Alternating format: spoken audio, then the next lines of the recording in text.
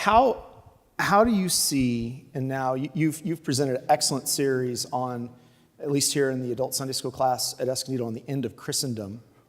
And what do you see, this is a big question, I'm just trying to formulate some as I go here, but what do you see are the challenges for the church now in this new sort of world in which we find ourselves, where we're not slowly finding ourselves not the accepted religion in law and in order? What does this mean for us going forward? What are some of the challenges you see?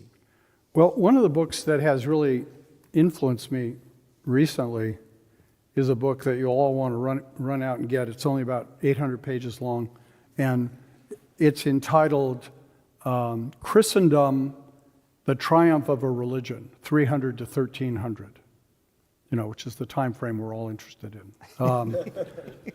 But what it argues very convincingly, I think, is that Christendom was established by civil government embracing Christianity, or at least a form of Christianity, and enforcing it in law.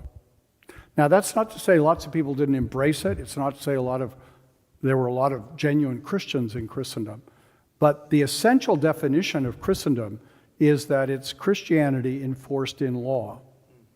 And I think what you see on the part of Christian nationalists is probably a somewhat romantic desire to go back to Christianity being enforced in law. And, some people have criticized me for saying that Christendom is over. And I'm saying that purely descriptively as a historian. I'm not necessarily saying it's good or bad. I actually think it's probably good. But it's simply a fact. Now, maybe you can think Christendom can be restored. If you're postmillennial, you probably do think that. But what the huge difference that makes, I think, for the church is that we have to realize that we have a whole new burden of being persuasive rather than coercive. And I don't think that's bad, because I don't think Jesus was ever coercive. He'll be coercive when he comes again in glory. But for now, there's really not a coercive moment in the New Testament, I don't think. The New Testament is all about trying to persuade people that Jesus is who he says he is, that the gospel is what we have to believe. And what that will mean, of course, for us is that we have to be a lot clearer about who we are and what the gospel is and how we can seek to persuade people. We know, of course, no persuasion can succeed unless the Holy Spirit uses it, but we have to be prepared. I'm intrigued, and I don't say this critically, but I'm intrigued that from time to time I see Franklin Graham, do an ad on TV for a minute or two in which he tells you the prayer to pray to be saved. That may be helpful to people. I'm glad he at least gets people thinking about things. But I think that notion that I can speak to you for a minute and then teach you a prayer and you can become a Christian, it is an assumption of Christendom. It's the revivalistic assumption of America. Everybody knows the gospel. They just need to be called to believe it. Well, the problem is most people don't know the gospel anymore. The even bigger problem is a lot of people think they know the gospel and they don't. And so we have a whole new level of challenge to be clear and communicative and persuasive with the gospel. And I think we ought to see it as a great challenge. It'll be frustrating because there are a lot of people who won't be persuaded, but the Lord will use us to gather his elect. So you made a pretty powerful statement about you think Christendom, which it would be probably good for you to define what you mean by that. And then number two, I know you did a little bit, yeah, but number two, you made a statement of it's probably a good thing it doesn't exist anymore. That's a powerful observation. I would love for you to talk a little bit more about what you were, as a theologian, historian, what are you thinking about in that statement? And before you go, I'm going to dump everything on you right now, because that's, in light of that, if we achieved Christendom again, what kind of problems has coercion brought in the past? Well, think for a minute of the coronation of King Charles III. I'm a sort of junkie for those sorts of things. So I regretted that he shortened the coronation from 5 hours to 2. I was ready for 5 hours. But very near the beginning of the coronation, you know, if you're a bunch of rebels and didn't watch it, the Archbishop of Canterbury and the moderator of the Church of Scotland come to the king before he's crowned, and they say, "Will you solemnly promise to uphold the Protestant Reformed religion?" And he says, "I will." How many people of the 2,000 in that abbey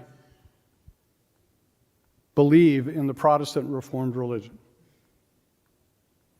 What will the king do to uphold it? You see, Christianity in Europe, I think, was greatly weakened by governments pretending to uphold Christianity when they didn't.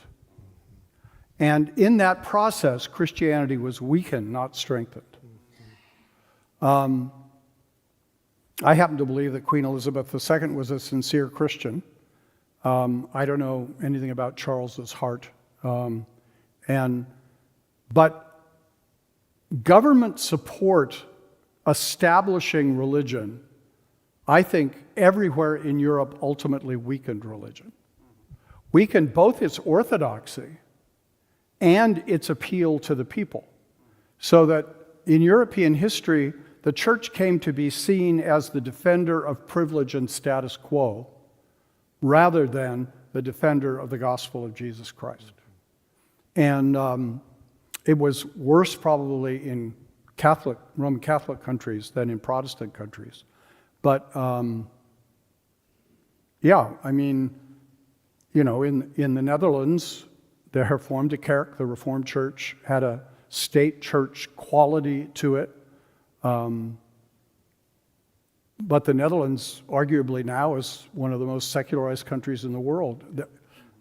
It hasn't worked, the merger of church and state. And I think Christianity, for all of its craziness in America, is much more vital in America. It's in trouble in America now more than it has been.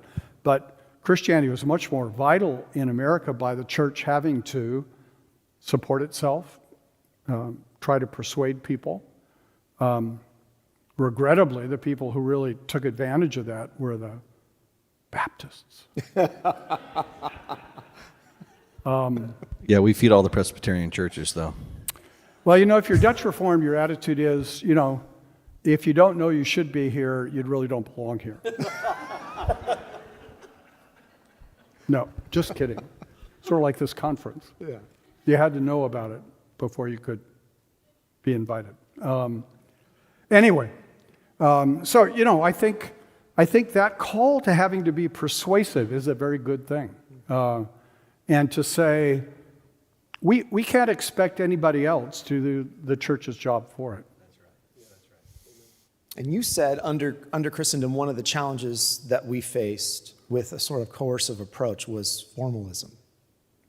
Well, yeah. I mean, there was a time in the 17th century where if you were not an attending member of the Church of England, you were fined.